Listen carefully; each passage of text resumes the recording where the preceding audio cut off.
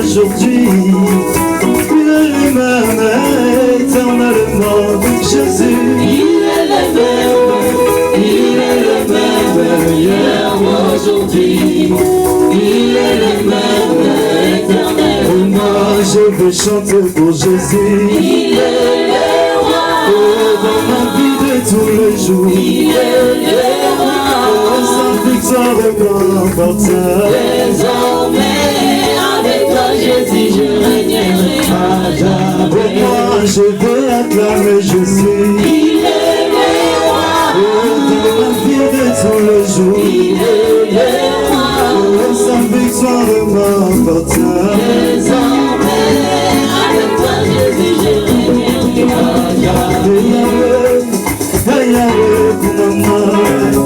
Hey Yahweh, kumama na Yahweh. Hey Yahweh, kumama. Hey Yahweh, kumama. Hey Yahweh, nous te chantons aujourd'hui. Hey Yahweh, reçois la louange. Hey Yahweh, kumama. Hey Yahweh, kumama. Hey Yahweh, nous te chantons aujourd'hui. Hey Yahweh, reçois la gloire, l'adoration. Hey Yahweh, kumama. Hey Yahweh, kumama.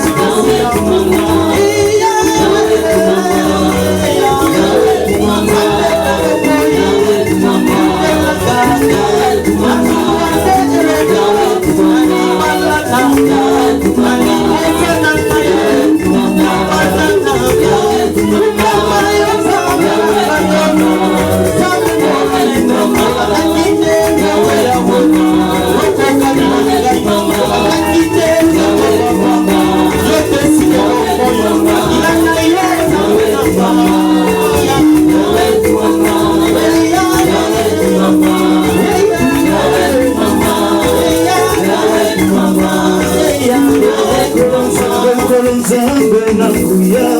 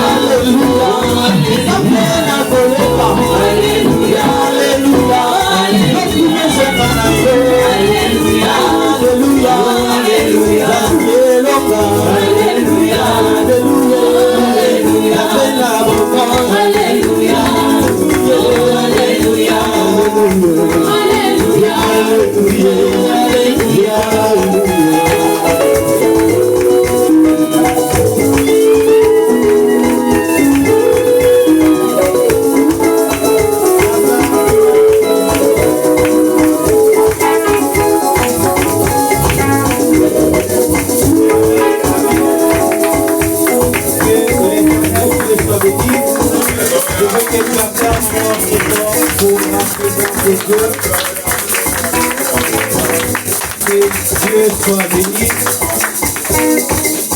Tu vas incliner ta tête dans la prière, recommander ces moments de la parole entre les mains de Dieu. Et cette parole puisse affranchir ton âme. Que la parole ne s'arrête pas seulement au niveau intellectuel, mais que cette parole puisse percer ton âme. Afin que cette parole produise des fruits dans la vie de tout un chacun. Que cette parole nous libère du péché. Que cette parole délivre la vie de tout un chacun de nous. Et que cette parole aussi, nous faisons des efforts pour le mettre en pratique. Parce que si nous ne le mettons pas en pratique, nous ne rêverons pas le Seigneur. Alors tu vas prier pour ces moments, que Dieu nous fasse grâce, afin que sa parole demeure en nous. Prions au nom du Seigneur Jésus.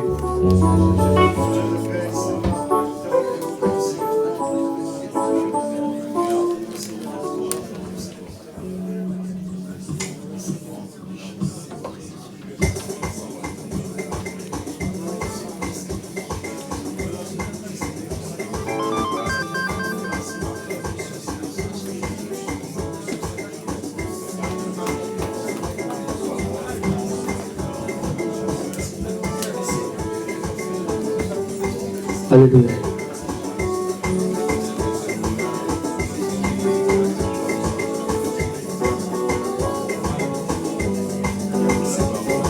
Omakasi na maliloba na Nzambe, omoi na mabondeli. Oh oh oh oh oh oh oh oh oh oh.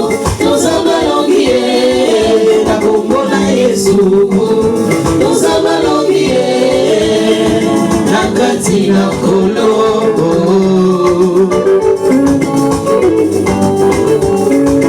omakasi na maliloba na Nzambe, omoi na mabondeli. Oh oh oh oh oh oh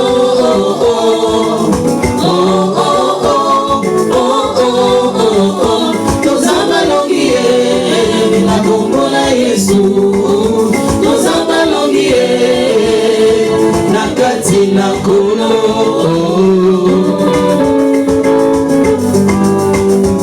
tango na kolelaka na yo Yahweh, tango na kosengaka na yo Yahweh. Oh papa yo yanolaka nga bonguna asima, oh papa yo yanolaka nga bonguna asambwa. Tozabalongie na kombo na Yesu, tozabalongie nakati na kolo. Évangile éternel ya biso kombo na yo, yango nde bomo yango bikamwa. Et pourquoi les choses, yango nde solution. Et pourquoi les choses, yango nde lobikole. Tozabalongie na kombo na Yesu, tozabalongie nakati na kolo.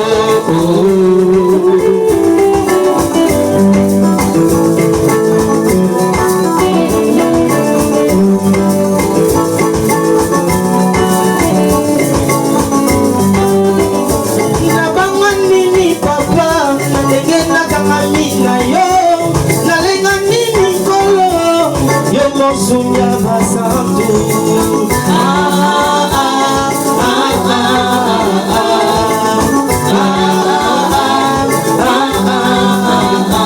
tozabalongie akokona Yesu, tozabalongie nakati na ngolo.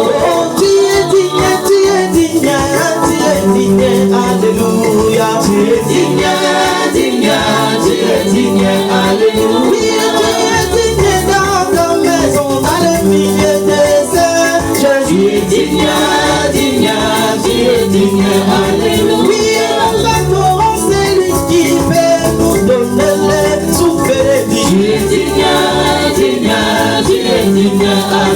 Oui, nous élevons celui qui combat pour nous et nous avons la victoire. Tu es digne, alléluia. Oh, tu es digne d'être acclamé, tu es digne d'être élevé. Tu es digne, alléluia. Jésus-Christ est sur ton trône, tu es dans la joie. Oh Yahweh, Tu es digne, alléluia. tu es digne, Alléluia. tu es digne, Alléluia. oh, tu es digne, Alléluia. la paix dans la joie. Alléluia. Alléluia. La paix dans la joie. Alléluia. Si je t'adore, Alléluia. la paix dans la joie. Alléluia. Si je lève ton nom, Alléluia. tu es digne, Yahweh, tu es digne.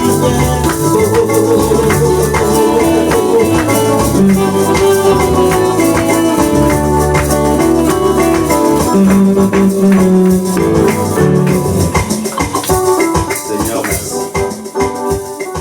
Parce que tu es Dieu, ton amour est au-delà de tout ce que nous pouvons penser.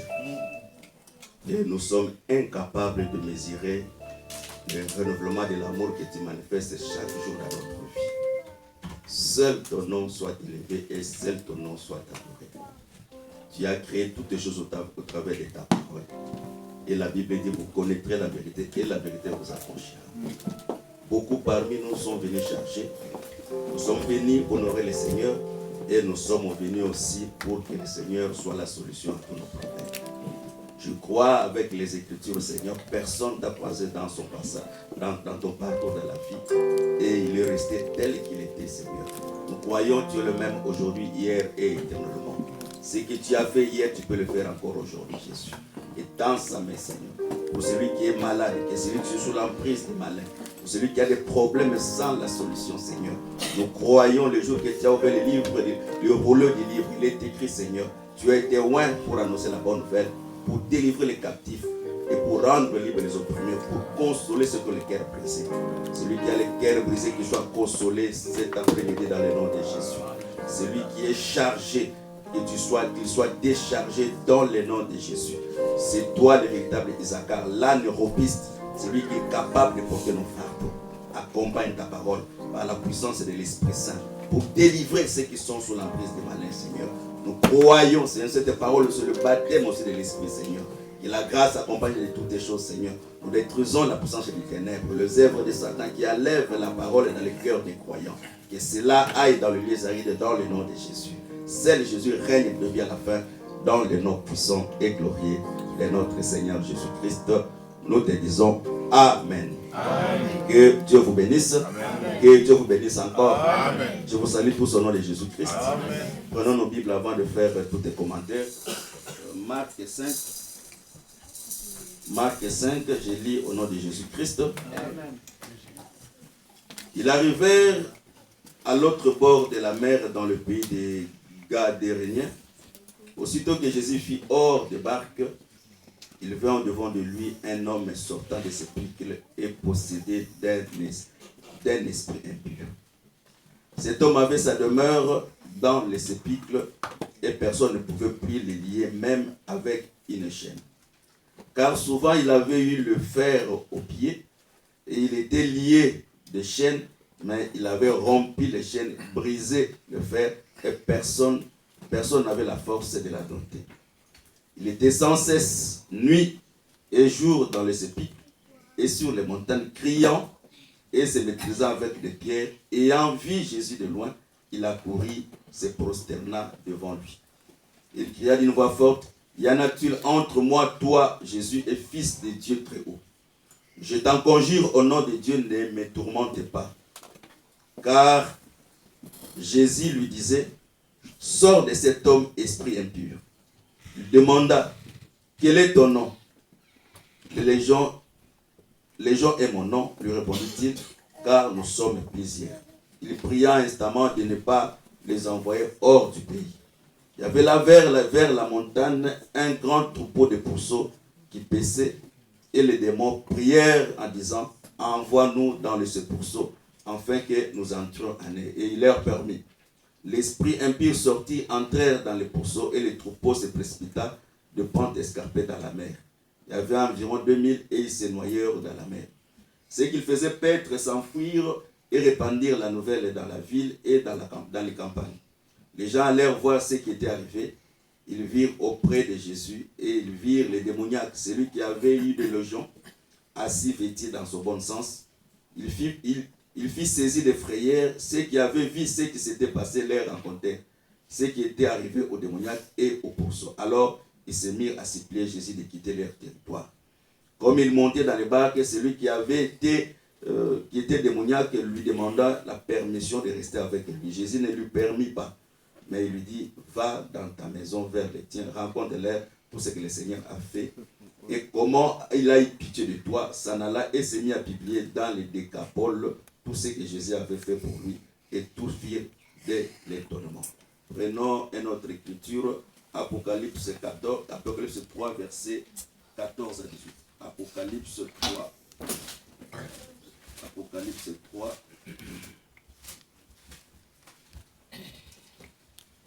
Verset 14 à verset 18. L'ange, écrit à l'ange de l'église de Laodicée, voici ce qu'il dit. L'Amen, le témoin fidèle et le véritable, le commencement de la création. Je connais tes œuvres, je sais que tu n'es ni froid ni brillant, puisque tu es froid ou brillant, ainsi parce que tu es tiède et que tu n'es ni froid ni brillant, je te vomirai de ma bouche. Parce que tu dis, je suis riche, je me suis enrichi et je n'ai besoin de rien. Parce que tu ne sais pas que tu es malheureux, misérable, pauvre et aveugle et nu.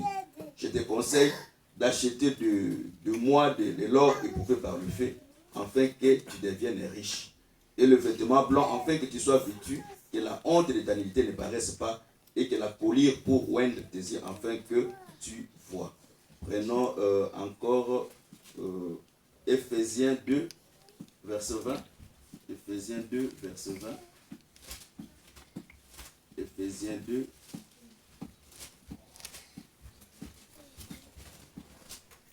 Ephésiens 2, verset 20.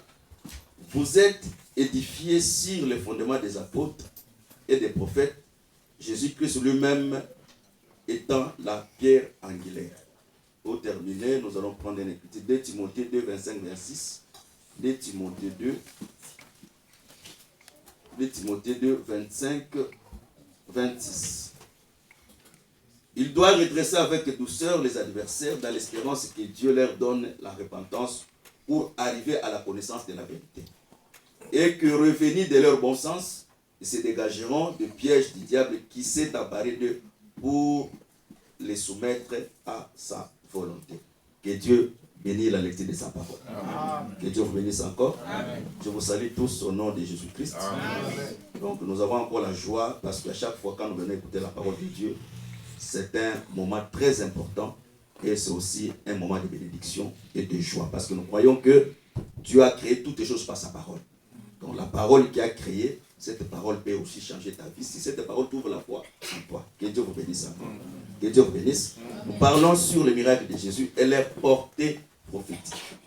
Donc dans d'autres termes, premièrement, Jésus faisait des miracles, mais le miracle ne se limitait pas seulement par ce qui était extraordinaire, mais les miracles aussi avaient aussi une portée prophétique qui devait s'accomplir dans la suite du temps. Donc dans d'autres termes, beaucoup de choses que Jésus faisait, oui, il guérissait les malades parce qu'il était le Messie. En étant Messie, les signes pour comprendre que Christ était Messie, c'était la délivrance, délivrer les stériles, faire marcher, ouvrir les aveugles les yeux, le boiter. Donc tout cela, c'était des promesses qu'il devait accomplir dans le temps. Mais le Seigneur, dans sa pensée le plus profond, le Seigneur ne s'est pas seulement limité à faire voir les gens le miracle. Mais le Seigneur prédisait des choses qui devaient arriver dans la suite du temps. Que le Seigneur bénisse.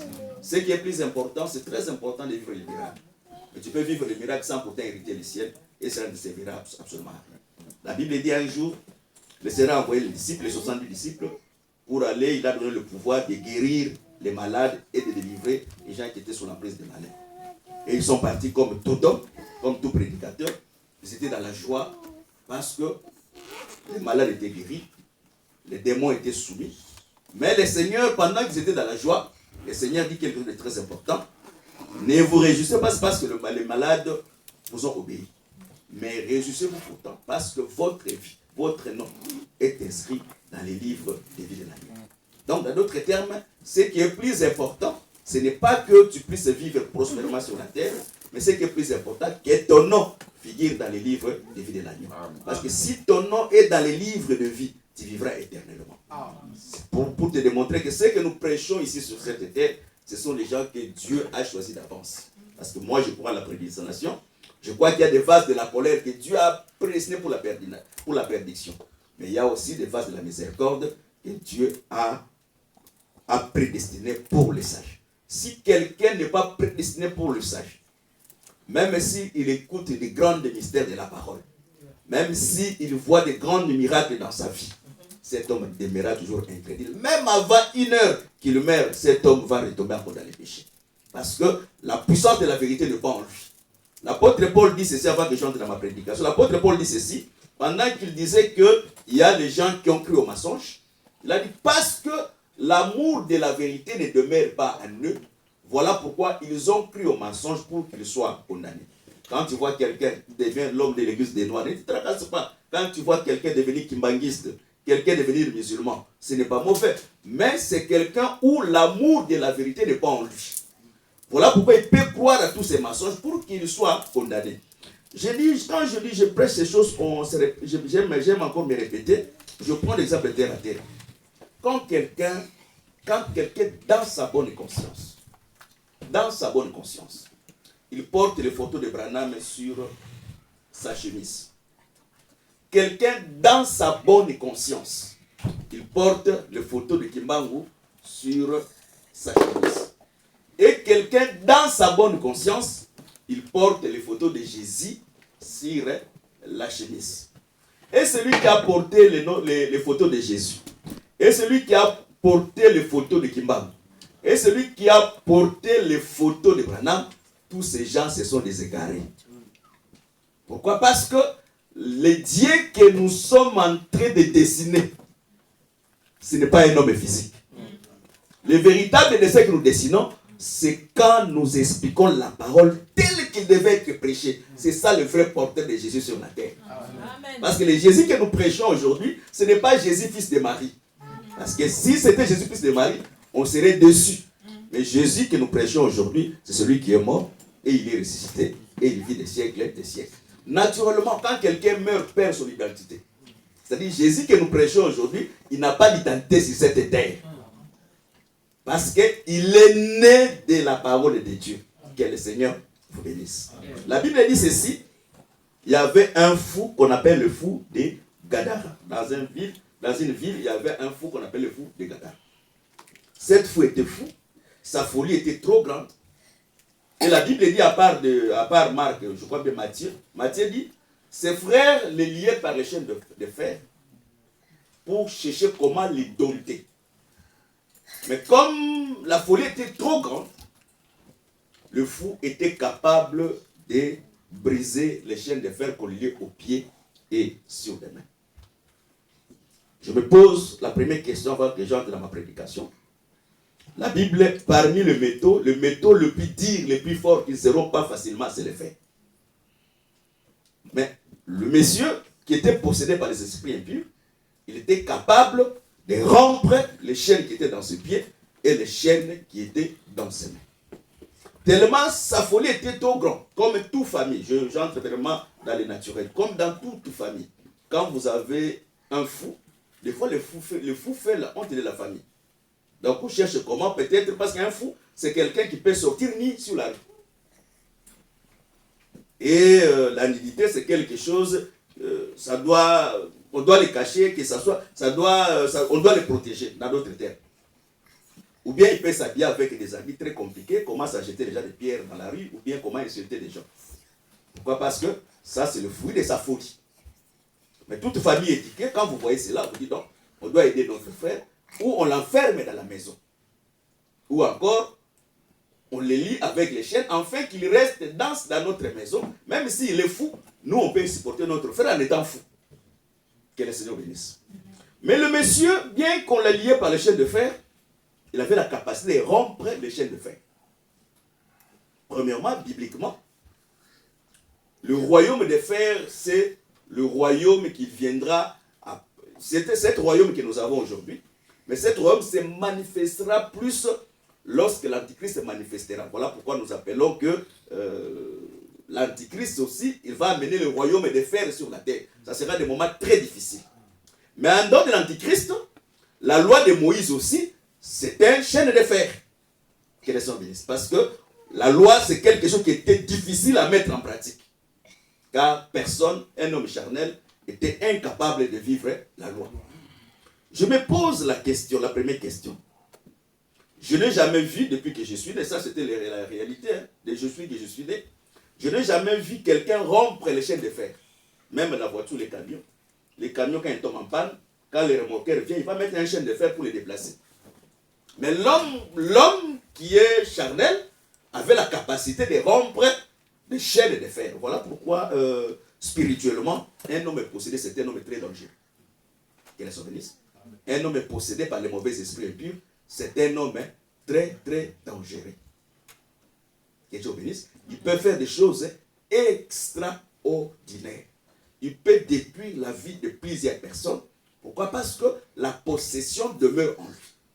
Que Dieu vous bénisse. Maintenant, le monsieur, la famille, quand la famille a su qu'il était incapable de la dompter, on lui a abandonné. Le monsieur a commencé à vivre dans les cimetières. Il allait des cimetières et des montagnes à montagne. Donc, dans d'autres termes, sa famille lui avait abandonné. Je dis chaque fois, c'est bien d'être dans la famille, c'est bien d'avoir des frères qui nous aiment, mais je dis que la capacité de l'homme dans l'espace et dans le temps est toujours limitée. L'homme peut porter secours par rapport aux moyens qu'il a.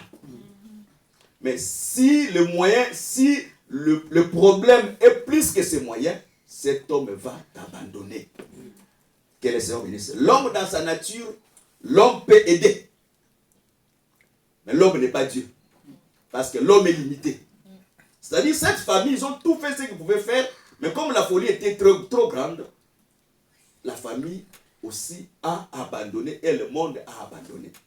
Et cet homme commençait à vivre sur des montagnes et sur des cimetières.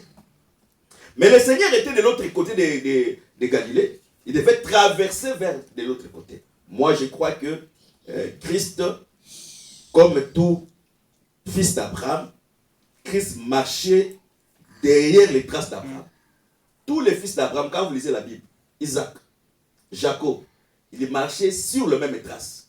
Le même trace qu'Abraham est passé. C'est le même trace qu'Isaac est passé. C'est le même trace aussi que Jacob est passé. C'est le même trace aussi Jésus, le Seigneur Jésus, qui comme étant fils d'Abraham devait passer. Et c'est le même trace aussi, nous comme aussi possédés d'Abraham, nous devons passer aussi par le même trace qu'Abraham avait passé. Que le Seigneur bénisse. Parce que lorsqu'Abraham marchait, bien qu'on n'était pas avec Abraham, dans la chair comme ça, mais dans la pensée de Dieu, nous étions sur les reins d'Abraham. Est-ce qu'on se comprend? Parce que l'enfant dans les reins, il a la capacité de voir comment son père est en train de marcher. Que Dieu vous bénisse.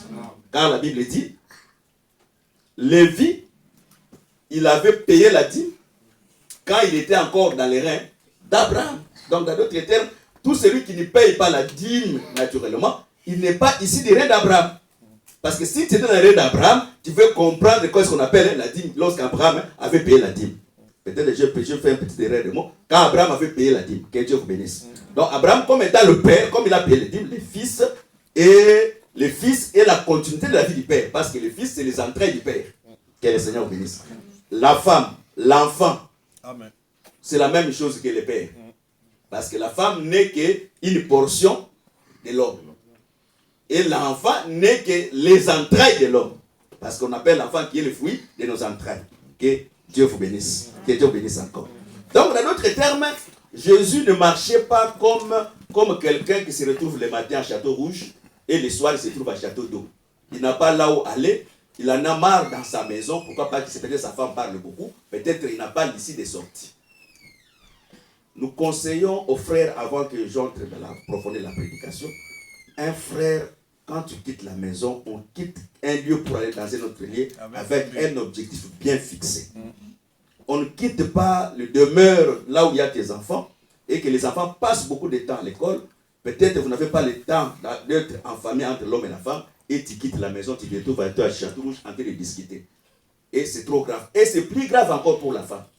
Parce que la femme prostituée, selon la Bible, c'est celui qui ne se tient pas dans la maison, tantôt dans la rue et tantôt dans la place publique. Une femme mariée ne peut pas se retrouver dans la place publique tout le temps. Quand tu vois ta femme, oh, je vais au Château Rouge, je vais au Château d'eau. Attention, la Bible donne la nature de cette femme. Que Dieu vous bénisse. Et le Seigneur ne marchait pas pour le plaisir de marcher, mais le Seigneur marchait avec un but, parce que Dieu a fait toutes choses avec un but. La Bible dit que le Seigneur a pris un barque, il s'est embarqué dans le barque et il a traversé de l'autre côté. Nous savons que Jésus-Christ était 100% Dieu et 100% homme, parce qu'en lui reposait toute la plénitude de la divinité. Dans la chair, il était un homme, mais l'esprit qui était sans mesure à lui faisait qu'il était Dieu. Voilà pourquoi il pouvait voir tout ce qu'il pouvait faire. Donc, dans d'autres termes, le Seigneur avait déjà un programme dans la vie de cet fou. Je vais te dire aujourd'hui, le monde peut t'abandonner, mais Dieu ne t'a pas encore abandonné. Parce que lorsque le Seigneur te donne le souffle de vie, la respiration que nous avons, c'est-à-dire à cause de cette respiration, mets dans ta conscience qu'il y a encore l'espérance. Donc demain, le Seigneur peut faire encore quelque chose d'autre. La vieillesse, le blocage, ne te donne pas la capacité d'oublier que Dieu est capable de ramener de la mort à la vie. Dieu est capable, la promesse qu'il a promis à Abraham, après 25 ans, le Seigneur puisse accomplir sa promesse, parce qu'il est fidèle dans sa parole. Que Dieu vous bénisse. Maintenant, le Seigneur est traversé de l'autre côté. Jésus pouvait marcher sur les eaux, parce qu'il a déjà marché sur les eaux. Mais Jésus n'a pas marché sur les eaux. Jésus a apporté un barque pour traverser de l'autre côté. Je prends maintenant Gérazini, je prends la terre, et je prends Galilée comme étant le ciel. Est-ce qu'on se comprend? Je prends Galilée comme étant le ciel, et Gérazini comme étant la terre. Donc, dans d'autres termes, Dieu étant dans les ciels, avant qu'il vienne ici dans les temps, Dieu avait déjà conçu un programme pour cette œuvre. Et nous croyons aujourd'hui que après la résurrection, Christ est allé encore à la droite, il est au ciel. Mais en étant au ciel, Dieu a un programme dans la vie d'un chacun de nous. Et il accomplira cette promesse au temps convenable. Voilà pourquoi Habakkuk dit, même si la promesse dit, la prophétie, elle est en train de marcher, parce que la prophétie, c'est une écriture qui a les pieds. La doctrine n'a pas les pieds, la doctrine ne bouge pas. La révélation change de couleur. Mais la prophétie, c'est une écriture qui a des pieds, il marche jusqu'à ce qu'il s'accomplira. Voilà pourquoi quand Dieu promet quelqu'un quelque chose, sache-le que cette promesse ne tarde pas, elle s'accomplira certainement. Et que Dieu fait que seulement cette promesse s'accomplisse à son temps. Je prends un exemple terre à terre avant que je m'explique dans ce que je suis en train d'expliquer. Je prends un exemple. Si un tsunami pouvait arriver en France après 3 mois, je ne le souhaite pas. Et que Dieu voulait faire de toi un homme stable dans la vie. Et que le Seigneur permet aujourd'hui, après le Seigneur te bénit, et qu'après 3 mois, le tsunami vient emporter toutes les choses. Tu seras perdant. Le Seigneur peut permettre que le tsunami arrive, le tsunami passe, après le tsunami, le Seigneur te bénit, afin que le besoin de l'Éternel ne soit pas accompagné de chagrin. Que le Seigneur vous bénisse. Que le Seigneur bénisse. Le Seigneur devait traverser maintenant, devait quitter le ciel, qui est Galilée, porter un corps que nous appelons le barque. Bien porter un corps que nous appelons le ministère de la parole. Donc, dans d'autres termes, le barque représente le ministère de la parole, qui est le lien qui réunit le ciel et la terre. Est-ce que ça comprend? Donc, dans d'autres termes, le barque était l'échelle qui devait réunir Galilée et Gérazini. Et c'est là, nous appelons que c'est le ministère de la parole qui est Lévi, ou bien que dans d'autres termes, l'échelle. Je vais te répéter, je te répète encore, les dieux que nous sommes en train de prêcher aujourd'hui, Dieu donne la solution au travers toujours les hommes. Voilà pourquoi ayez de bonnes relations premièrement avec tout le monde. Mais dans la pensée de Dieu, Dieu a choisi le ministère comme étant des vases pour accomplir sa parole. Mais celui qui guérit, ce n'est pas le barque qui est le ministre, Mais celui qui guérit, c'est Dieu qui entre dans une phase pour accomplir sa parole. Est-ce que c'est compris? Que Dieu vous bénisse. Amen. Je prends un autre exemple biblique afin que nous puissions nous avancer. L'apôtre Paul dit ceci. Et pas l'apôtre Paul, mais le prophète Moïse dit ceci. Tu auras un regard de la sainteté envers les sacrificateurs. Est-ce que c'est compris? Les sacrificateurs, fils d'Aaron, ou bien Aaron, nés d'une femme comme toi. Mais quand on appelle les sacrificateurs dans le ministère, on les change le vêtement. Automatiquement, ton regard vers le sacrificateur doit changer. Tu dois commencer à voir les sacrificateurs comme un homme saint. C'est parce que c'est par la sainteté que la main de l'Éternel peut se manifester dans ta vie. Voilà pourquoi nous conseillons des frères et des sœurs. Quand tu trouves que tu n'as plus le regard de la sainteté vers celui qui est en train de te prêcher, c'est inutile de prier dans cette assemblée. Il faut changer l'église. Pourquoi? Parce que quand tu vois déjà le péché dans la vie d'un homme de Dieu, automatiquement le miracle devient bloqué dans ta vie. Je prends une écriture dans la Bible.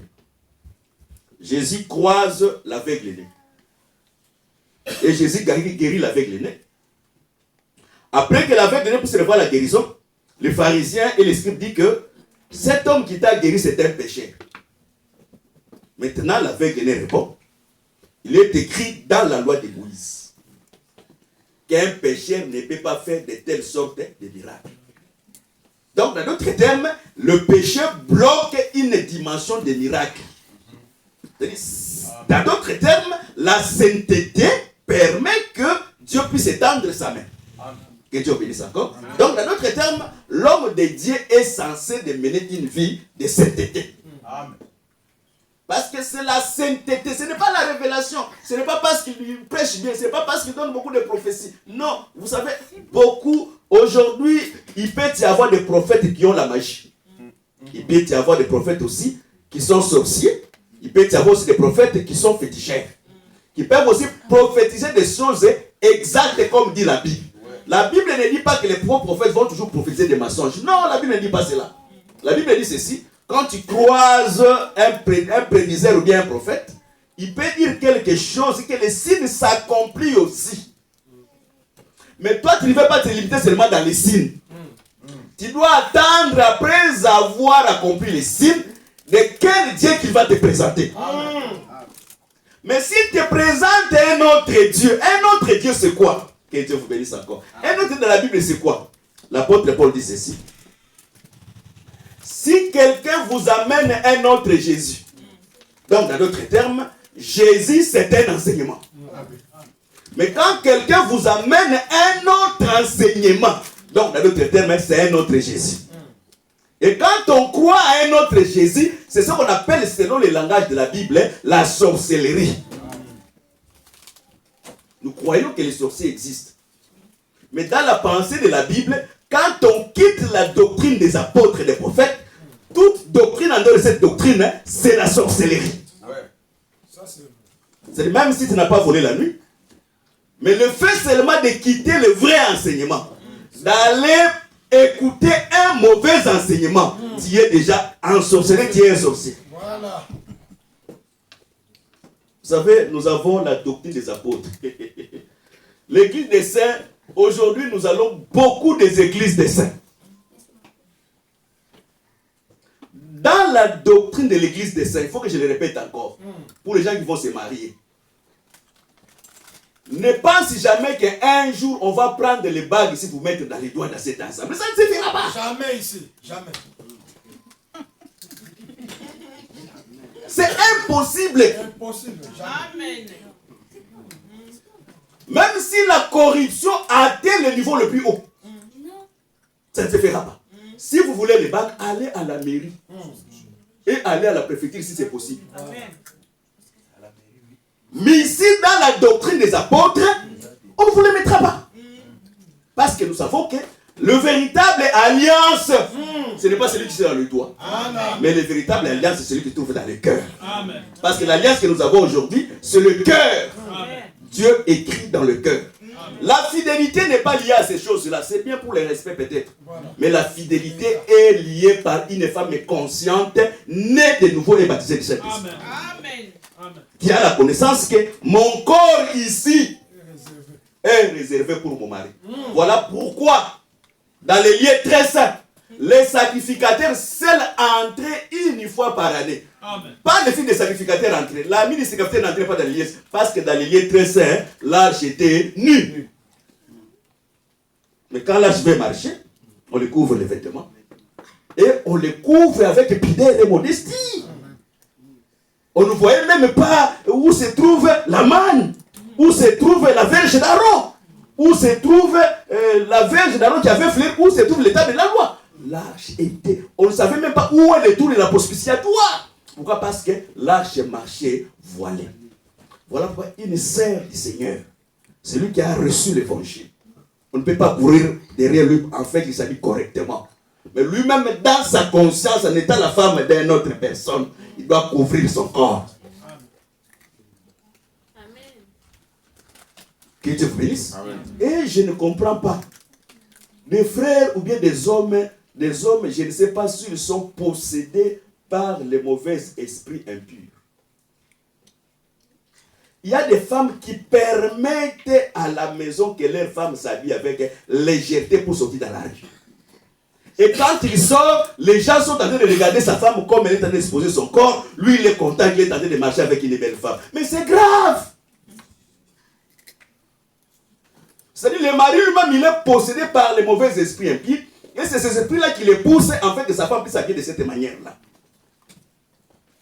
Si ton mari te donne la loi, qui est au-dessus de la loi de Dieu, vaut mieux obéir à Dieu et obéir aux hommes. Amen. Même si c'est lui te dit, non, moi j'aime comme ça, parce que la femme doit être soumise. La femme est soumise quand lui-même le mari est soumis à Dieu. Ça, ce n'est pas moi, c'est le centenaire romain. Il dit ceci, moi je donne de l'ordre, moi aussi je me donne de l'ordre. C'est-à-dire, l'homme est le chef de la femme, et Dieu est le chef de l'homme. Il dit Christ est le chef de l'homme, et Dieu est le chef de Christ. Ça, c'est la Bible. C'est-à-dire, même si elle est soumise, toi aussi tu dois monter la soumission à celui qui est élevé plus que toi. Et celui qui est élevé plus que nous tous, c'est la parole de Dieu. Personne ici dans l'église, quel que soit le prédicateur, est au-dessus de là. Ce qui est écrit mérite du respect parce que l'écriture c'est un vieillard. Amen. Que le Seigneur vous bénisse. Amen. Que le Seigneur vous bénisse. Amen. Le Seigneur a prêté un corps et il est venu. Rentrons maintenant, je vais maintenant rassembler, je mets un peu parenthèse et je rentre dans ce que je suis en train de parler. Je me pose la question, quelle est cette folie qui a fait la capacité de rompre les chaînes? C'est par là que je comprends que le péché, le plus grand folie, ce n'est pas ce fou qui marche dans la rue. Mais le plus grand folie, c'est l'homme qui est tenté de vivre dans les péchés. Cette folie-là, personne sur cette terre peut les dompter. Est-ce que ça comprend? Personne ne peut dompter la folie du péché dans le corps d'une personne. Je vais te démontrer avec les Écritures, je vais t'expliquer, tu vas comprendre. Je prends une première exemple. Quand une sœur ou bien un frère commence à se prostituer. Parce que quand quelqu'un perd, selon les Écritures, ce n'est pas moi, je vous respecte. Quand quelqu'un perd la virginité dans la maison de son père, selon la pensée de Dieu, elle s'est prostituée dans la maison de son père. Et celui qui s'est prostitué, c'était un prostitué, une prostituée. Et c'est le terme. Mais l'évangile, la grâce nous a ouvert la porte. C'est-à-dire, quand quelqu'un croit, elle est née de nouveau. Et par rapport à la pensée de Dieu, elle devient vierge par rapport à la sainteté. Mais dans la chair comme ça, elle a déjà perdu sa virginité. Mais mettons cela de côté. Que le Seigneur vous bénisse.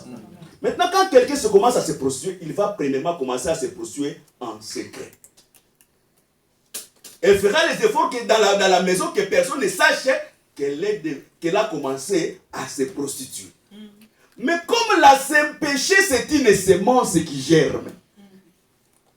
La semence du péché va commencer à croître. Et la croissance du semence du péché va commencer à produire les attributs du péché. Et tu vas voir que la fille qui était respectée à la maison, elle devient impolie. Et automatiquement, ça, ce sont les semences du péché qui commencent à germer sur lui. Et plus tard, elle devient orgueilleuse. Et plus tard, elle devient une menteuse. Elle commence à mentir. Mais c'est quelqu'un qui ne mentait pas. Mais la semence du péché commence à germer en lui. Et après quelques jours, vous allez commencer à le voir dans le coin de la rue avec des garçons. Tout cela, c'est quoi? C'est la semence du péché qui est entrée en lui, qui est en train de se développer. Et plus tard, il va vous ramener Claude. Et après-demain, il va vous ramener Jean. Et après-demain, il va vous ramener Pierre. Donc, il va ramener, c'est-à-dire des hommes maintenant, des hommes comme étant des fiancés. Et ce sont que des fausses fiancés. Que les Seigneur bénisse. C'est par là que tu vas commencer à voir que les frères commencent à ramener. Tu vas au salon, vous êtes sur la table, ou un étranger. Vous savez, nous sommes au temps où le maire s'est allé de se dépraver. Quand nous avons grandi, pour prendre une jeune fille, comment une jeune peut se retrouver dans notre table avec notre père et la famille en train de manger ensemble avec elle? Comment quelqu'un de l'extérieur pouvait se retrouver dans la table? Mais aujourd'hui, la croissance du péché, parce que la charité replie, et la charité c'est quoi? C'est la vraie réflexion par rapport à la parole, c'est réduit dans la vie des gens, et la civilisation a détruit l'humanité. Voilà pourquoi nous disons chaque fois, attention avec la France et l'Église. En dehors de nos maisons, c'est la France. Mais dans notre maison, c'est l'Église. Là où la parole règne, et le papa est le seul responsable qui règne dans la maison. Mais en dehors, la liberté, fraternité et égalité. Mais dans la maison, il n'y a pas d'égalité, il y a un chef. Et le chef de la maison, c'est l'homme. Quand il n'y a pas l'homme, c'est sa femme. Il n'y a pas l'oncle, le petit frère. Non, quand il n'y a pas l'homme, c'est automatiquement le chef majeur de la femme, c'est sa femme. Que les Seigneur bénisse. Il faut que les frères enlèvent cette doctrine dans leur tête. Oh, c'est mon frère qui décide. Et c'est mon oncle qui décide. Non. Dans la maison, quand l'homme n'est pas là, le chef après l'homme, c'est sa femme. Que Dieu vous bénisse. Que Dieu vous bénisse. Donc, dans d'autres termes, le péché va se développer et le péché va faire perdre quelqu'un la conscience et ce que nous appelons le bon sens, les bonnes manières de vivre. Un homme qui vit dans le péché va manquer de bonnes manières. Je vais vous donner quelques exemples. Nous suivons le député congolais, précisez le terme si les frères congolais ne sont pas ici, si ceux qui ne sont pas congolais. Nous suivons les députés congolais à la télé et dans les réseaux sociaux. Un député, c'est un honorable, c'est quelqu'un qui doit avoir une bonne mère. Parce que ce qu'il est lui permet de qu'on puisse l'appeler honorable. Mais quand vous regardez les sottises qui prononcent les députés congolais à la télé, dans les réseaux sociaux, mais c'est grave! C'est grave! C'est grave! Et cela, c'est normal aujourd'hui. Et ils sont suivis par des milliers de gens. Et peut-être la candidature précédente, il sera encore voté. C'est parce que le péché a ramené l'immoralité dans les niveaux le plus grand. Où aujourd'hui, le péché a envahi la vie. Et ces péchés-là, c'est ça la plus grande folie que les chaînes de fer ne pouvaient pas dompter. Que les Seigneur bénisse. Et nous croyons que le fou de Gadara, dans la pensée prophétique, il représente Adam. Et ses frères qui les liaient par les chaînes de fer représentent les prophètes. Parce que Adam, c'est l'explication de la pensée de Dieu de l'éternité sur la terre. Et la chute et le relèvement d'Adam. Parce que quand Dieu dit à Ève, tu enfanteras avec douleur, et que la postérité de la femme écrasera la tête du serpent, Dieu prédisait déjà le relèvement de l'Adam lorsque le serpent sera écrasé par sa tête. Que le Seigneur bénisse. Donc, dans d'autres termes, les prophètes, ce sont les frères d'Adam qui sont venus avec la loi, qui sont les chaînes de fer, pour dompter Adam. Mais les chaînes de fer a provoqué encore une grande folie dans la vie d'Adam. Que le Seigneur bénisse. Donc, dans d'autres termes, la loi, les préceptes, est venue encore rendre encore l'homme fou. Adam, bien qu'il est tombé, mais la loi, je m'explique, tu es raté en fait que tu comprends. La loi, quand on donne quelqu'un la loi et qu'on ne l'explique pas la loi, donc dans d'autres termes, on l'envoie dans les péchés. Voilà pourquoi la Bible, l'apôtre Paul interdit. On ne peut pas dire à quelqu'un, ne touche pas, ne mange pas, ne touche pas. Non, dans la dispensation, nous sommes, tout est sanctifié par la parole et par la prière. Même un serpent, c'est une nourriture. Même un insecte, c'est une nourriture. Quand tu es capable de les manger, mange-les au nom de Jésus-Christ. Mais quel est certain insecte, non? On les mange au nom de Jésus-Christ. Que Dieu bénisse. Donc, dans la vraie doctrine, on ne se limite pas, ne mange pas ça, non. Quand on interdit quelqu'un de manger, on doit l'expliquer pourquoi il ne mangeait pas. Donc, dans d'autres termes, la loi était des chaînes de fer que les prophètes ont ramenées pour enfermer, pour dompter Adam. Mais ils n'ont pas pu parce que la folie était trop grande. Et maintenant, dans la Bible, quand Moïse et les prophètes sont incapables de résoudre les problèmes, ils envoient quelqu'un hors du camp. Quelle est-ce? C'est-à-dire, quand on envoie quelqu'un hors du camp, c'est-à-dire, dans la ville, il n'y a pas la solution. Je prends un exemple. Quand quelqu'un souffre de la lèpre, hein, comme tu as la lèpre est contagieuse, nous on n'a pas de solution de te donner ici. Sors hors du camp. Quand quelqu'un a le gomorre, quand quelqu'un a perdu des sangs, en dehors de flux normal, non, nous on n'a pas de solution à te donner, va hors du camp. Donc dans d'autres termes, dans les cas, il n'y a pas la solution. Donc comme cette personne, la folie était devenue grande, il devait sortir hors du camp et vivre dans la cimetière. Vous savez, dans la Bible, moi je crois avec les Écritures, je prends une écriture, ça me permet de voir aussi les yeux dans d'autres Écritures. Moi je crois que dans la Bible, les cimetières étaient en dehors de la ville. Oui. Est-ce qu'on se comprend? Oui.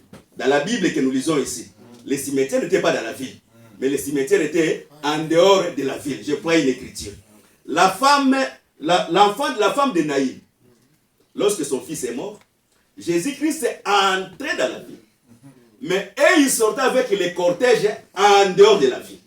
Donc, dans d'autres termes, celui qui vient dans les cimetières, il n'était pas vivant, mais il était mort, mais qui marchait. Voilà pourquoi nous croyons avec les Écritures, nous avons beaucoup de morts qui marchent. Il y a des morts qui sont dans les cercueils, qui sont enterrés dans les cimetières de baptême, mais il y a d'autres morts aussi qui marchent, mais ce sont des morts parce qu'ils sont des morts qui sont morts dans les cimetières de baptême. Voilà pourquoi l'Écriture dit, laissez les morts enterrer leurs morts. Quand est-ce que le mort enterre un autre mort? Je prends l'exemple terre à terre, on va se comprendre. Tu verras un chrétien né de nouveau, un pasteur, bien une femme de pasteur, ou bien encore une sœur chantre, son grand frère meurt. Et nous allons enterrer dans le cimetière de baptême. On arrive à Panto, on creuse le trou, on met son frère maintenant. On lui dit, dis ton dernière parole. Maintenant, lui, il vient dans le cimetière. Mon grand frère, on était bien. Tu es parti vraiment. Que celui qui t'a fait de mal, mon grand frère, ne le laisse pas. Réveille afin que tu le suis. On ne parle pas avec les morts. Quand quelqu'un meurt, votre relation termine par là. On ne s'adresse pas aux morts. Les paroles que tu dis là, ça n'a aucun effet. Sauf que si parmi les gens qui sont venus dans les cimetières, il y a un sorcier, il va capter cette parole afin que tu puisses réunir d'une autre manière. Quand quelqu'un meurt, il perd l'identité sur la terre. Même s'il était ton père, oui, nous plairons, nous accompagnons parce que c'est le dernier des mères. Mais en termes de communication, quand Dieu n'approuve pas la mort de quelqu'un, l'homme ne mourra pas. Parce que la vie et la mort, le seul qui détient ce pouvoir, c'est Dieu. Amen. Dieu peut permettre les sorciers de te tuer parce que c'est Dieu qui l'a permis. Amen. Comme il a permis, c'est bien qu'il meure. Mais si c'est un enfant de Dieu, le jour de l'enlèvement, nous serons ensemble. Mais s'il n'est pas enfant de Dieu, même s'il est ta famille, c'est ton fils, votre relation sur cette terre est finie là-bas. Voilà pourquoi la plus belle héritage qu'il peut donner à tes enfants, c'est la vie éternelle. Amen. Parce qu'en dehors de cette vie, je serai encore avec mes enfants dans l'éternité. C'est ça la plus grande promesse.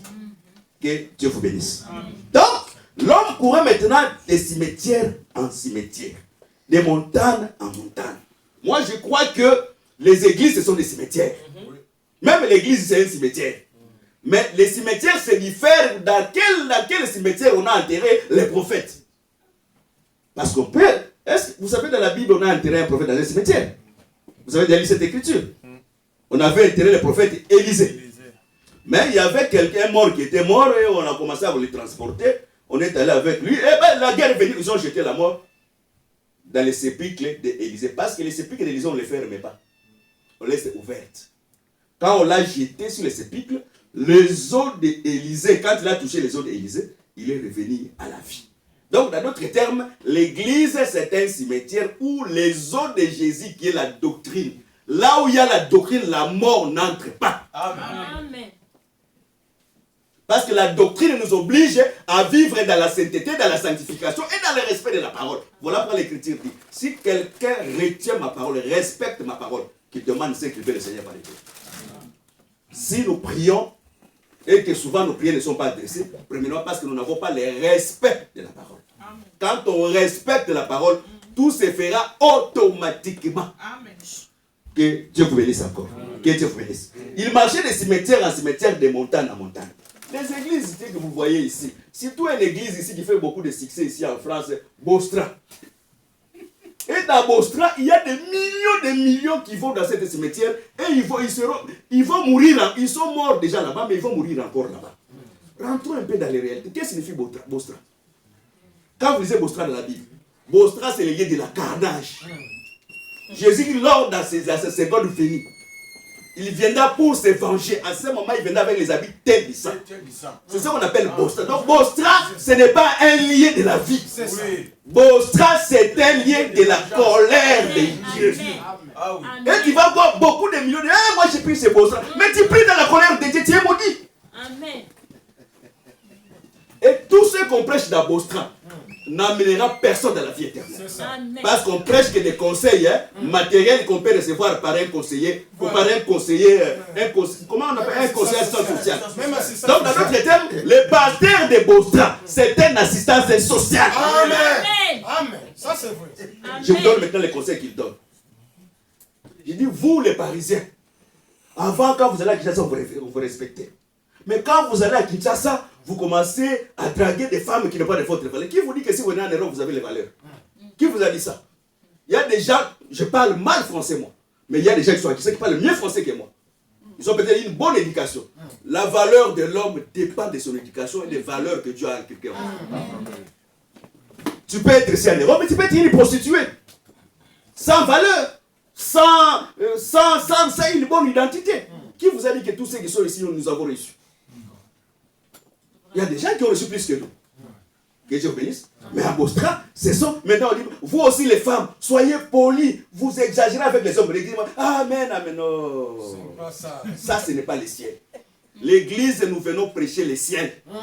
Que les gens abandonnent le péché. En fait, que les gens s'attachent à la vie éternelle. Parce qu'il y a une autre vie en dehors de cette vie. Que Dieu vous bénisse. Amen. Maintenant, le fou, dans le cimetière, comme Dieu, Christ, dans ses programmes, il veut prendre le barque. Il veut prendre un vase, qui est le barque, et entrer dans le temps, parce que Dieu se répète toujours dans le temps. Dieu ne peut pas, il y a certaines choses, même si tu pries matin et soir, Dieu ne te donnera jamais. Pour que Dieu te donne certaines choses, Dieu doit toujours passer par le ministère de la parole. Voilà pourquoi l'apôtre Paul dit ceci. J'ai servi pour vous une libation. Donc, dans d'autres termes, le ministère, c'est l'huile de la libation pour que les sacrifices que tu as demandé, que Dieu puisse l'agréer. J'explique d'une autre manière, afin que tu comprennes. Au temps de la loi, quand quelqu'un fait un sacrifice à l'Éternel, je prends un exemple, il fait un sacrifice à l'Éternel. Pour que Dieu agrée le sacrifice qu'il a fait, on doit prendre l'huile ou le vin, on les répand sur les sacrifices pour que Dieu agrée ces sacrifices. C'est pour dire que pour que Dieu agrée les sacrifices, le ministère, c'est toi qui fais les sacrifices, mais le ministère n'est que le vin de la libation pour que Dieu agrée ce que tu as de faire. Voilà pourquoi je suis dans la doctrine, dans la vraie doctrine. Tu ne peux pas faire une longue prière toi-même sur la maison sans que le ministre sache. Quelqu'un, je prie, je suis en train de prier 40 jours. Tu vas prier 40 jours sans avoir la solution. Quand tu veux prier 40 jours, dis au ministre, et quand tu vas terminer de prier, que le ministre prie pour toi, pour que Dieu agrée l'œuvre que tu as faite. Parce que la Bible ne changera pas. C'est le supérieur qui bénit l'inférieur. Je prends un exemple terre à terre, tel que nous sommes ici dans l'église ici. Les frères et Marie ne peuvent pas prendre la folie. Bien qu'il est en train de présider, moi je suis dans les cultes, lui il sert les cultes. Non, il ne peut pas, il va me bénir comment? Moi c'est le supérieur, c'est Melchisedec. dans la vase, mais ce n'est qu'entre dans cette vase pour bénir les peuples. Dieu a donné les formules de bénir les peuples dans la bouche des sacrificateurs. Amen. Que Dieu bénisse. Donc, dans notre terme, quand tu fais la prière, dis au ministre, afin que les ministres fassent la libation. Quand tu ouvres une entreprise, dis au ministre que le ministre prie pour ton entreprise. C'est la libation qu'il est en train de faire pour que la chose qu'il est en train de faire soit agréée. Quand tu vas à l'école, dis au ministre de prier pour toi. Vous savez, les écoles aujourd'hui, la franc-maçonnerie, l'Illuminati, dans tous les niveaux des écoles élevées, c'est un monnaie courant. Ce n'est plus caché. C'est comme ça ouvert. Quand tu veux devenir franc-maçon, c'est très facile quand tu as la licence. Voilà pourquoi accepte que nous puissions prier pour vous.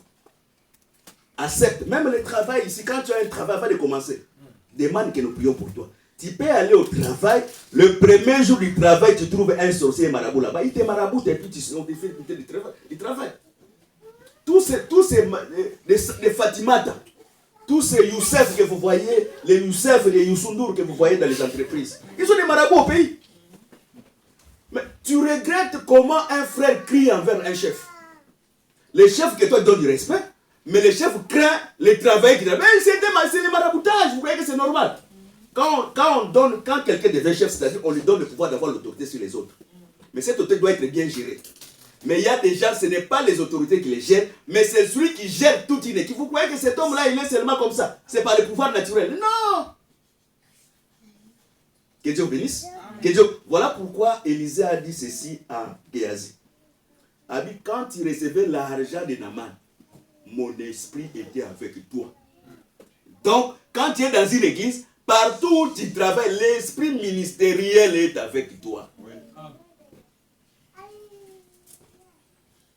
Que Dieu vous bénisse. Amen. Maintenant, dans les cimetières, et Jésus-Christ a traversé de l'autre côté. Il a emprunté un barque. Et écoute les démons. Quand ils ont vu Jésus, il dit, qui en a-t-il entre moi, entre nous et toi, fils de Dieu très haut?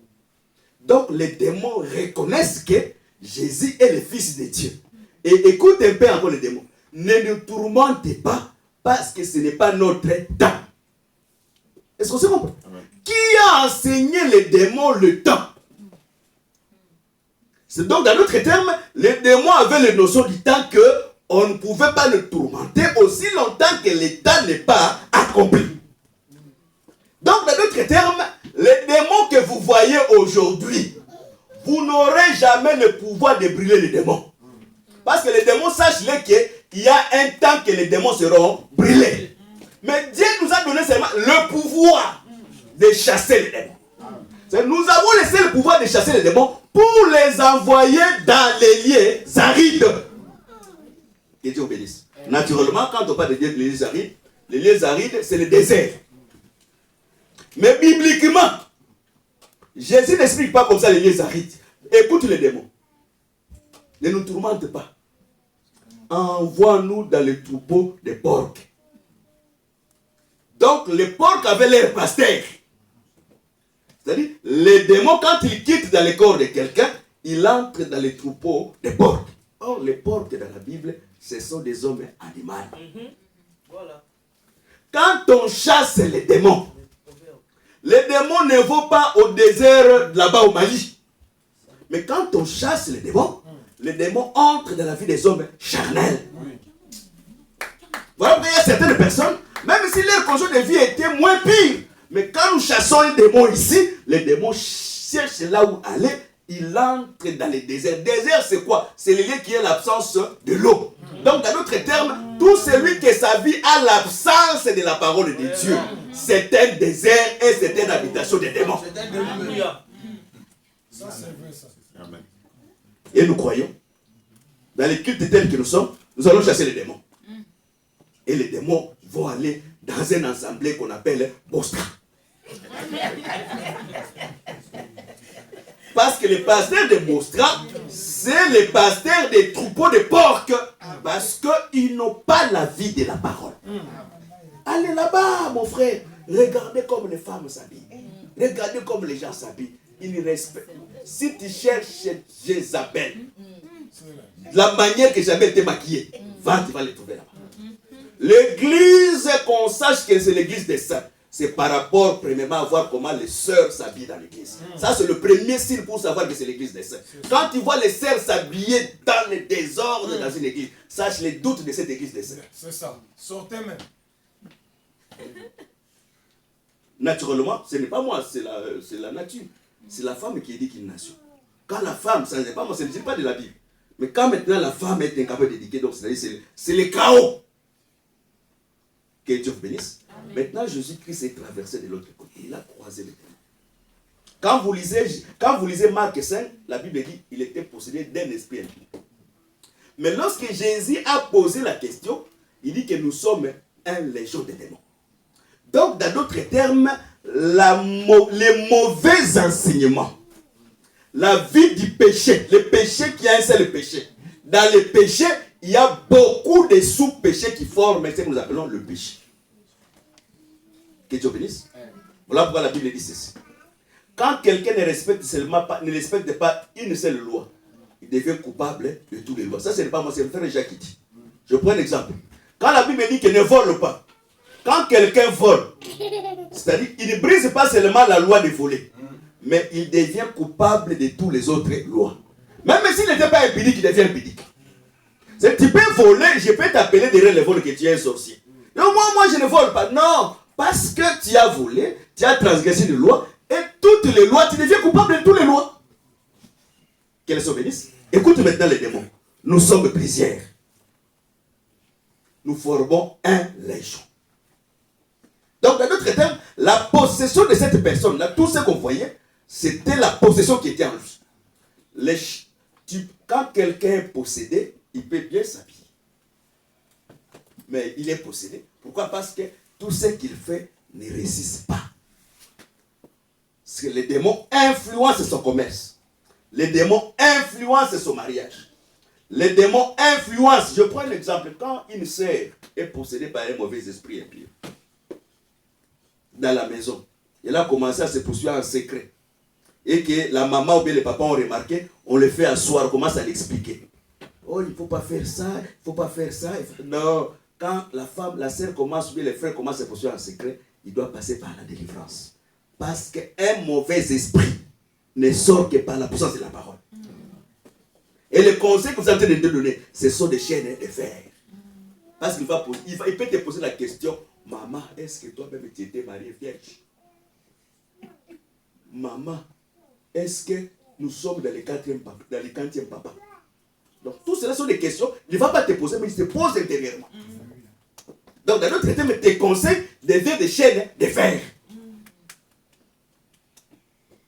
On ne donne pas une possession par un féticheur. On va voir un féticheur et après il va faire des cérémonies. La possession va terminer. Quand vous allez, Satan n'est pas divisé. C'est-à-dire, il va seulement doter un démon pour mensonge, mais il va te mettre d'autres démons. Je prends un exemple terre à terre et je crois que je vais me limiter là-bas parce que les minutes courent vite. Je prends un exemple terre à terre. Dieu créa les jardins. Dieu créa l'agneau. L'agneau, c'est un animal doux. Mais c'est un animal. Parce qu'un animal, il peut faire pipi là où il est. Mais il est doux. Voilà pourquoi Adam, quelle que soit la douceur de l'agneau, mais trouve que l'agneau, c'est un animal. C'est pour dire que quand un homme est possédé, même s'il a de bonnes manières selon la civilisation, comme Christ n'est pas en lui, il peut faire un scandale. Il peut toujours faire un scandale. Voilà pourquoi aujourd'hui, nous avons des hommes possédés douces en cravate, mais ils sont dans les péchés répétés. Que le Seigneur vous bénisse. Maintenant, Jésus croise le fou. Jésus ordonne que les démons sortent. Donc, dans d'autres termes, la parole que nous sommes en train de prêcher a la puissance de chasser les démons. Amen. C'est les démons qui se trouvent à toi qui est le péché. Le rôle de la parole, c'est combattre les péchés et chasser les péchés. Voilà pourquoi j'ai dit dans l'une de mes prédications, le rôle des sacrificateurs le jour de l'expiation, c'est d'égorger le bouc pour l'expiation.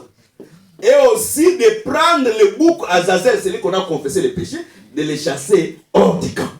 Donc, la nôtre, tel que je suis en train de prêcher, je suis en train de prêcher pour l'expiation, la repentance, pour que tes péchés soient pardonnés. Mais je prêche aussi de prendre le péché qui est en toi, que nous puissions les chasser hors du camp. Que le Seigneur bénisse. Que le Seigneur bénisse. Maintenant, je vais vite. Peut-être mercredi, je vais répéter encore ce que je n'ai pas dit. C'est-à-dire, je vais vite. Maintenant, on envoie les démons dans les troupeaux de poussons. Et les démons se sont noyés. Donc, le démon peut quitter le corps de X, entrer dans le corps de Z et tuer le corps Z. Voilà pourquoi nous conseillons beaucoup de gens. Quand on fait souvent les séquelles de la délivrance, quand tu te trouves tu es dans le péché, éloigne-toi. Ou encore répands-toi. Maintenant, l'Écriture dit ceci, je termine par là. L'Écriture dit ceci. Quand ils ont regardé le fou, on l'a trouvé assis, vêtu, et il a retrouvé son bon essence. Et l'apôtre Paul dit ceci dans 2 Timothée que nous avons lu. Quand on prêche, on accorde aussi les gens le temps de la patience pour que les gens se répandent. Parce que la repentance, c'est un don de Dieu. Qu'elle se bénisse. On ne force pas quelqu'un dans le péché de se repentir seulement. Maintenant, la personne, ce qu'il va faire sera l'hypocrisie. Laisse la parole faire le travail de celui. La parole fait son travail dans la vie de celui qui est en train d'écouter la parole. Et laisse que les dieux, dans les temps, tous ces temps, la patience de Dieu, c'est quoi? C'est afin que nous puissions tous parvenir à la repentance. La repentance n'est pas quelque chose de forcé. La repentance laisse la personne lui-même écouter la parole. Ézéchiel, quand il est entré dans le torrent, personne ne faisait avancer Ézéchiel dans le torrent. Mais Ézéchiel lui-même, il avançait le torrent au fur et à mesure, il avançait jusqu'il devait atteindre la profondeur. Laisse la personne écouter la parole. Laisse-lui dans sa nature, il est venu là, ou bien il est venu. Laisse-lui écouter la parole. Ne te fais pas police de Dieu. Il y a beaucoup de gens, ce sont des polices de Dieu. Ils sont là derrière les gens. Tu as fait ça, depuis que tu es venu. Écoute-moi, je te dis avec beaucoup de sincérité. Toutes les semences, tu peux les semer le même jour. Mais toutes les semences ne germent pas au même moment. Il y a certaines semences qui vont germer avant. Il y a certaines semences qui vont germer le soir et les autres la nuit. Laisse la semence lui-même faire son travail. Peut-être dans la terre où il est descendu, il y a beaucoup de pierres. La semence va chercher à faire un mouvement jusqu'à un jour il va sortir. Laisse les gens prendre le temps de la repentance. Nous n'encourageons pas les gens de vivre dans le péché. Mais quand quelqu'un vient, laisse la parole lui-même l'habiller, les habits. Mais la différence est que si quelqu'un commence à passer ici, c'est là où il y a la différence. Il doit avoir maintenant l'apparence forcée qui convient à la sainteté. L'apparence, c'est-à-dire une hypocrisie, dans d'autres termes, qui convient à la sainteté. Donc ici, nous n'avons pas besoin de chercher. Non, tu dois avoir premièrement. Nous savons que le travail intérieur, nous le faisons par le Saint-Esprit. Mais le travail extérieur, quand tu te mets ici, ayez l'apparence qui convient à la sainteté. Même dans ta manière de s'habiller. Que Dieu vous bénisse. Maintenant, on regarde le fou. Il a retrouvé le bon essence. Nous sommes dans l'état où beaucoup ont perdu de bonnes essences. Quand vous allez dans des deuils aujourd'hui, vous allez voir des mamans âgées, des papas âgés qui parlent de bêtises graves dans le deuil. Et souvent, des fois, ils sont chrétiens. Et quand ils te voient passer, ici, c'est le deuil. Et qui pasteur awate, tu es dans la confusion. Tu as quelle nature? Tu es nicho, tu es nifo. On n'est pas enfant de Dieu seulement ici à l'église. On n'est pas enfant de Dieu dans la maison. On est enfant de Dieu même dans le deuil. On conserve l'aide de la piété. Parce qu'en étant dans le deuil, le Seigneur peut venir dans le deuil. Amen. Amen. Tu verras dans les deuils et dans les fêtes, c'est là où les sœurs et les frères sont très mal habillés. Quand tu vois quelqu'un très mal habillé, sache-le que c'est un homme qui n'est pas délivré. Parce que la délivrance, selon Marc, c'est quand quelqu'un est vêtu et quelqu'un se trouve dans le bon sens. Que Dieu bénisse. Et la Bible dit qu'il était assis. L'église, un homme assis, c'est celui qui a fondé sa vie sur l'enseignement des apôtres et des prophètes. Un homme délivré, c'est un homme assis dans la parole où le vent de la doctrine ne le change pas dans sa nature. Les gens ne peuvent... Vous savez, les gens bougent. Oh, celui-ci m'a dit, si je ne viens pas à l'église, parce que le frère là m'a dit ceci. Oh, mais c'est grave. Tout enfant de Dieu, quand quelqu'un vient dans les cultes, vient dans les temples, l'œil de peuple, premièrement, c'est l'autel. L'autel, c'est quoi? C'est la doctrine. Quand est-ce que je ne vais pas à l'église? Lorsque la doctrine de Christ n'est pas respectée. Mais les comportements des hommes ne peuvent pas influencer la doctrine. Voilà pourquoi Dieu nous met les sentinelles les uns et les autres. Donc en étant sentinelle, si les ministres commencent à aller au-delà de la doctrine, je lui dirai avec respect, ça ce n'est pas notre doctrine. Et ce n'est pas un péché. Que Dieu bénisse sur ses limites ici. Amen. Je veux que tu aies la tête de la prière. N'écoute pas parce qu'on a beaucoup de choses à faire. Laisse faire. Écris la tête de la prière. Tu pries de la manière que tu as écouté la parole. Laisse que Dieu, par la puissance de la résurrection, touche ta vie. Tout ce qui est mort dans ta vie revienne à la vie. Comme le fou de Gadara, la puissance de la résurrection l'a permis de se retrouver. Prions dans le nom de Jésus-Christ. Père Dieu de grâce, le Dieu des miracles, Seigneur. Il y a beaucoup, Seigneur, la mort a frappé les portes. Peut-être ses organes sont morts, Seigneur, mon Dieu. Son estomac peut-être est mort, Seigneur de mon salut. Son pied ne fonctionne plus, Seigneur. Laisse que la puissance de la résurrection, la puissance de la résurrection, Jésus, la puissance de la résurrection, Seigneur, touche mon frère et touche ma soeur, Seigneur de mon salut. Restaure l'état de santé de mon frère et de ma soeur. Glorifie-toi par la puissance de l'Esprit Saint, Seigneur. Nous voulons voir ta gloire à travers la prédication, Seigneur. Nous avons la gloire parce que nous avons écouté ta parole, Seigneur. Permets que ta parole ait la vie et la vérité, Seigneur. Glorifie-toi, Seigneur. Tu as emprunté les barques ce jour-là pour guérir seul le fou de Gadara, Seigneur. Je le crois, Seigneur, tu te répétais encore dans le temps. Tu as prêté un corps, Seigneur Dieu de mon salut, pour parler à un frère, pour parler à une soeur, Seigneur Dieu de mon salut, afin que l'évangile que nous écoutons, Seigneur, puisse transformer, changer la vie d'un frère, changer la vie d'une soeur, Seigneur. Tu as été roi pour proclamer la bonne nouvelle, pour délivrer les captifs. Celui qui est captif, Seigneur, que cela, c'est que cette puissance le délivre de la captivité, Seigneur. Que le chêne, les liens qui condamnent mon frère, qui condamnent ma soeur, tombent dans le nom de Jésus pour que la gloire de Dieu soit manifestée dans notre vie. Que l'honneur, la gloire, la puissance et la majesté te reviennent dans le nom de Jésus-Christ. Amen. Acclamons très fort pour la gloire de Dieu. Acclamons très très fort pour la gloire de Dieu. Avant que nous passions par les offrandes, nous bénissons encore Dieu que nous sommes en train de servir, moi et vous, dans cette assemblée, dans la bonne doctrine. Que Dieu vous bénisse. Amen. Je dis chaque fois, quand quelqu'un est sincère avec Dieu, Dieu va aussi l'honorer. Quand quelqu'un est sincère, il sert Dieu avec son cœur. Le Seigneur honore toujours les gens qui le servent. Parce qu'il est écrit, vous me servirez et je vous bénirai. La bénédiction, ce n'est pas seulement l'argent. Une femme, c'est une bénédiction. Un bon travail, c'est une bénédiction. Que Dieu vous bénisse. Nous appelons le frère Yvon. Il va se lever ici. Il va passer ici devant. Ça fait un temps que nous sommes ensemble avec le frère Yvon. Tout le monde sait que le frère Yvon a servi Dieu. Vous allez déjà le micro ici. Enlève notre litige. Tout le monde sait que le frère Yvon a servi Dieu ici. En étant en Rennes. Ce n'est pas facile. Les Rennes, c'est à peu près 3 heures et 4 heures d'ici. Saint-Brieuc, c'est à peu près 4 heures ou bien 3 heures ici de Paris. 3h50.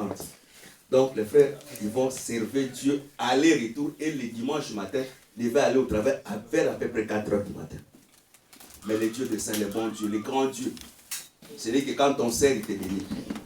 Il est difficile dans le pays comme l'Afrique du Sud que tu laisses quelqu'un et que Dieu puisse se permettre qu'il puisse venir.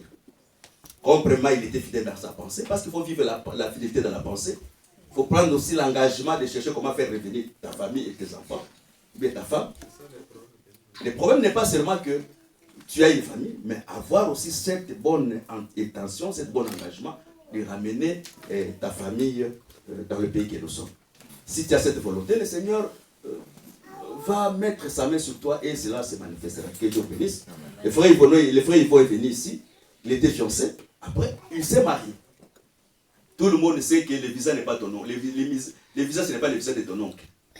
Il a fait toutes les démarches, bien que certaines démarches aussi aient quand même beaucoup de problèmes, mais comme il était déterminé, il a associé dans tout ce qu'il faisait, sa femme est venue. Que Dieu bénisse.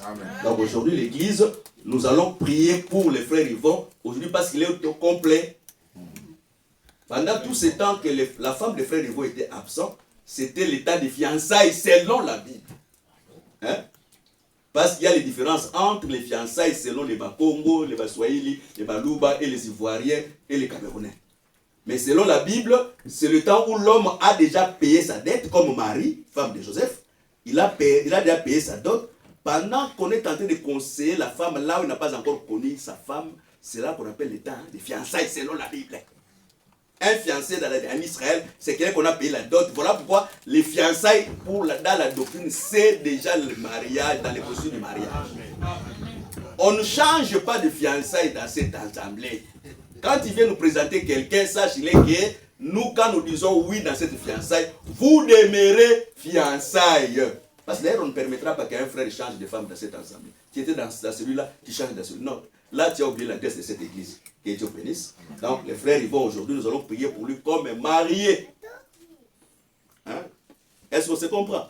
Je ne vais pas dire beaucoup de choses. Mais on va prier les frères, ils vont aujourd'hui comme marié. Parce que quand on n'a pas encore connu sa femme, dans d'autres termes, le mariage n'est pas encore consommé. Ce n'est pas moi. Souvenez-vous de Samson. Quand il est allé, il a trouvé qu'on a donné une autre femme à une autre personne à sa femme.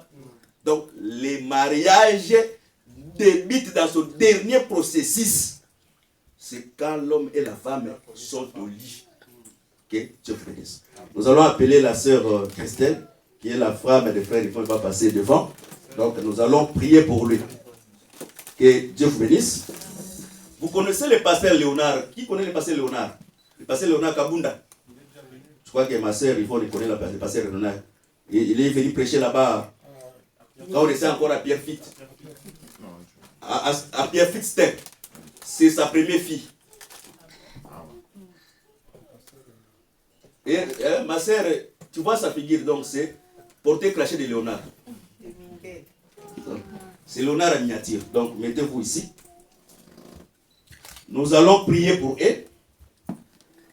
Voilà pourquoi nous avons besoin de femmes âgées qui peuvent prodiguer des conseils.